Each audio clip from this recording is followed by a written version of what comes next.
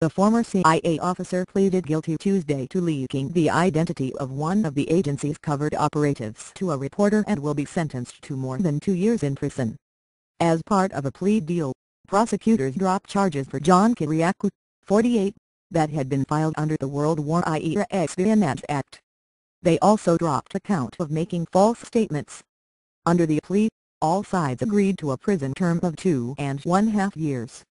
U.S. District Judge Leonie Brinkman noted the term was identical to that imposed on Scooter. Thank you for trying verbose.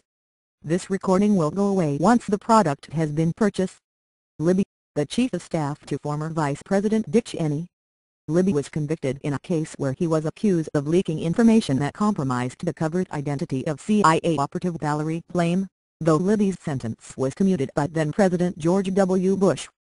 Kiriakou will remain free until his sentencing, scheduled for January 25, CBS News reports. Federal prosecutors approved Kiriakou's request to serve his sentence at a low-security facility in Laredo, PA, but the Federal Bureau of Prisons will decide where he will actually serve his sentence. Kiriakou, who wrote a book Thank You for Trying Verbose. This recording will go away once the product has been purchased.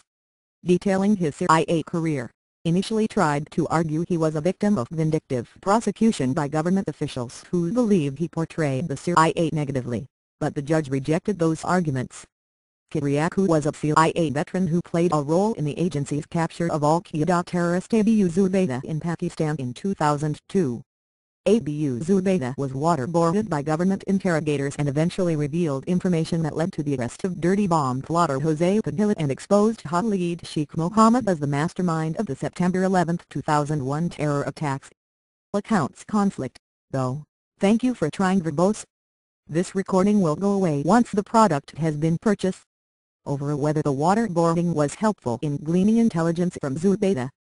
Kiriakou, who did not participate in the waterboarding, expressed ambivalence in news media interviews about waterboarding, but ultimately declared it was torture. Video, watched Kiriakou on CBS News in 2007. After Tuesday's hearing, one of Kiriakou's lawyers said he was a whistleblower. Jessalyn Radack, an expert on whistleblower issues with the Government Accountability Project, said it was an outrage that Kiriakou will serve jail time. She was glad, though, that the charges under the Espionage Act, which she characterized as vague and overbroad, thank you for trying verbose.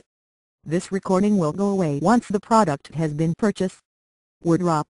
She said Kiriakou was motivated to take the plea by the fact that he has 5 children and wanted to ensure he would be out of prison in time to see them grow up. She said Kiriakou deserves to be considered a whistleblower because the name he revealed to a journalist was an individual involved